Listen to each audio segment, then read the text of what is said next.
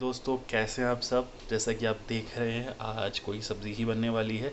आपने बिल्कुल सही गैस किया, हम बनाने वाले हैं बेसन के गट्टे की सब्ज़ी। ये बहुत टेस्टी और अच्छी होती है। बहुत सारे लोग अपने अपने वेरिएशंस यूज़ करते हैं। यहाँ पे मैं अपना तरीका आप लोगों को दिखा रहा हूँ।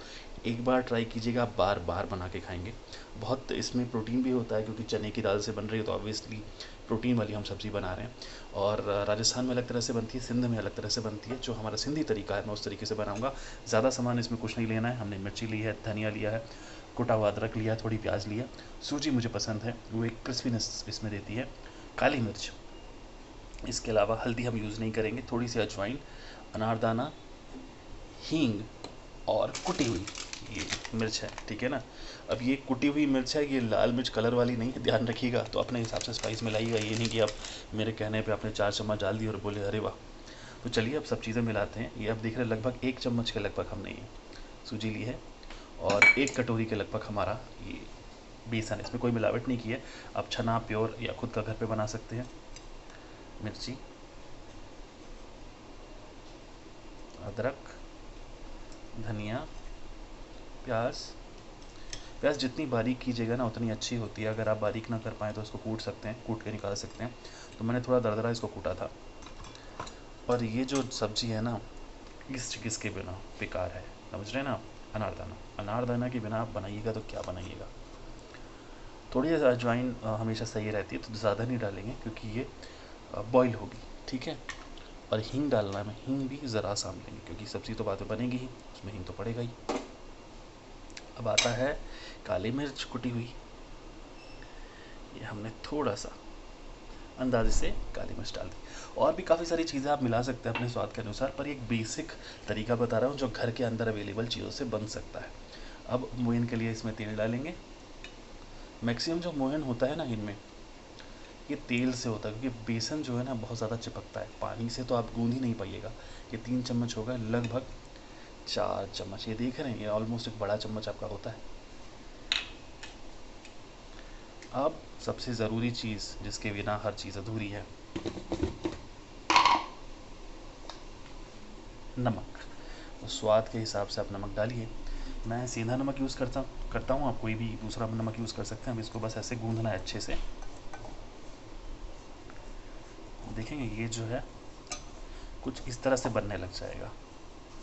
इसमें बाइंडिंग पहले से होगी, पर ये देख रहे हैं आप, ये बिल नहीं पाएगा, तो इसमें हमें पानी थोड़ा मिलाना पड़ेगा। पानी के छींटे हम लगाएंगे, ठीक है।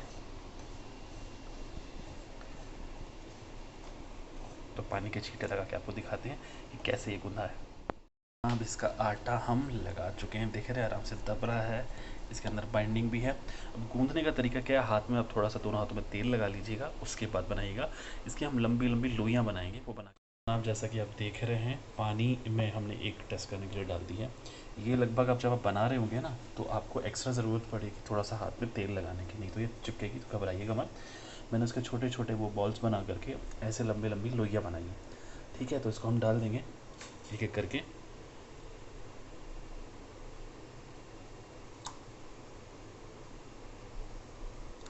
फर्स्ट टाइम बना रहे होंगे तो घबराइएगा नहीं, देख करके शेप और वो सब, कहीं सोचिए कि क्या दिख रहा है।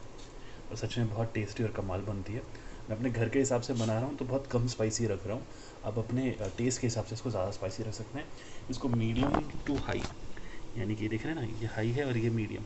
मीडियम टू हाई फ्लेम पे हम रखेंगे, लगभग 10 मिनट तक तो मिनिमम पकाएंगे ही, ताकि जो बेसन है वो अंदर तक पक जाए। उसके बाद इसको निकालेंगे, फिर आगे की आपको ट्रिक बताता हूँ।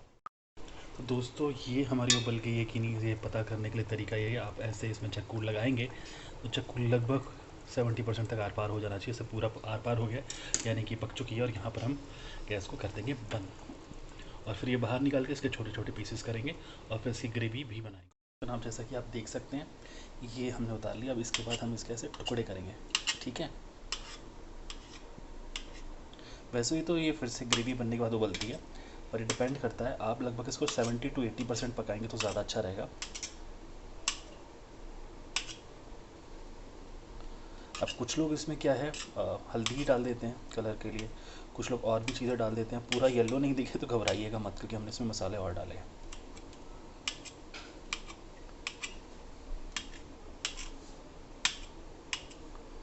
तो बस ये हो गया तैयार। अब साथ में जो मसाले हम लेने वाले, हमने प्याज व्याज खूब अच्छी मात्रा में ले लिया था। ये अदरक है, लहसुन लेंगे, टमाटर लेंगे, मिर्ची लेंगे और धनिया लेंगे। इसमें मैं और प्याज में नहीं बना रहा हूँ। ये एक सीक्रेट आपको दिखाता हूँ कि कितना टेस्टी बना। हमने ये पीसेस में काट लिया है, ये उबल गया है, तेल हमने रख दिया है। तो सबसे पहले हम थोड़ा सा इसमें डालते हैं अदरक, फिर डालते हैं थोड़ा सा लहसुन, मिर्ची और फिर डालेंगे थोड़ा सा हींग।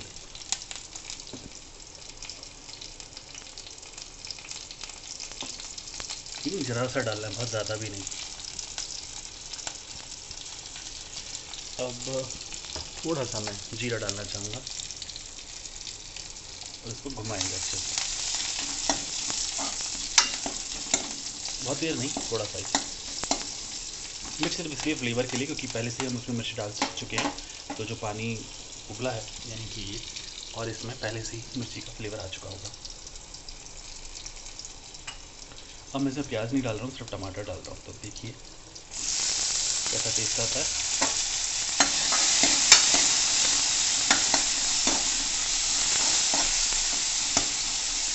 अब मसाले डालेंगे इसमें। सबसे पहले नमक,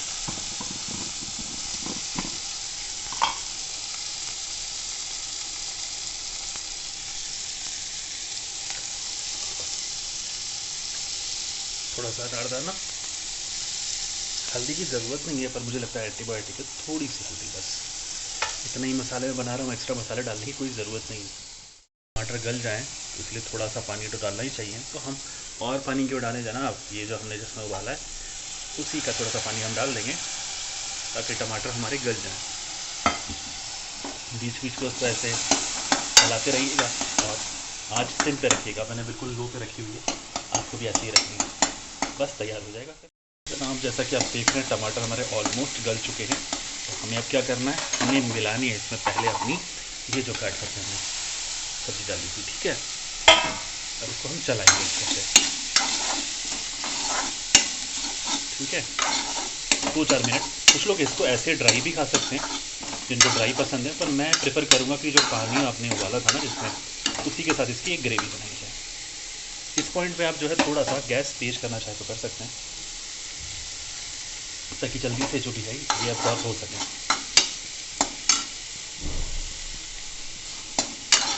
1 मिनट तक लगभग इसको ऐसे चलाइए। देख रहे हैं जनाब, थोड़ा सा तेल भी छूटने लग गया है और ये भी ऑलमोस्ट हो गया। तो बस कुछ नहीं करना, एक्स्ट्रा पानी की ज़रूरत ही नहीं है। जो हमने पकाया था ना उसी में हम ये डाल रहे हैं।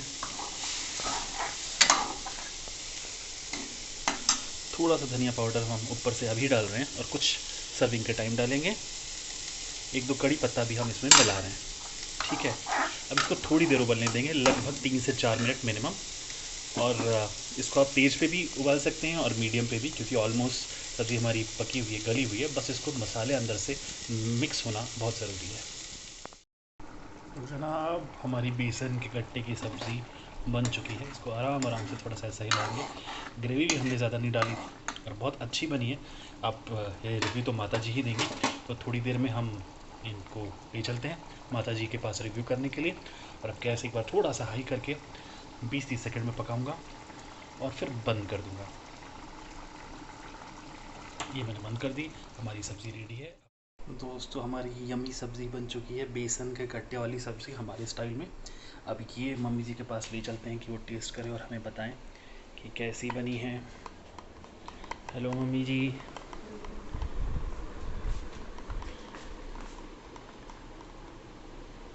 बताओ कैसी बनी है आज की सब्ज़ी।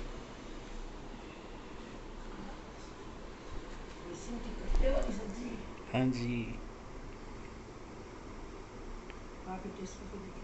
हम्म।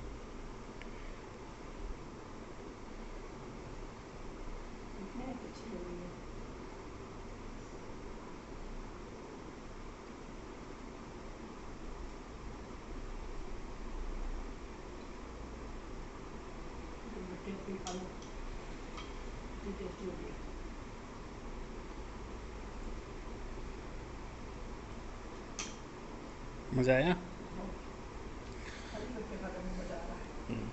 तो दोस्तों आप ये देखिए, बहुत ही सिंपल और बेसिक मसालों से हमने बनाया है, क्योंकि हम ज़्यादा मसाले प्रेफर नहीं करते घर में बनाते हो, बहुत ज़्यादा तेल की भी नहीं।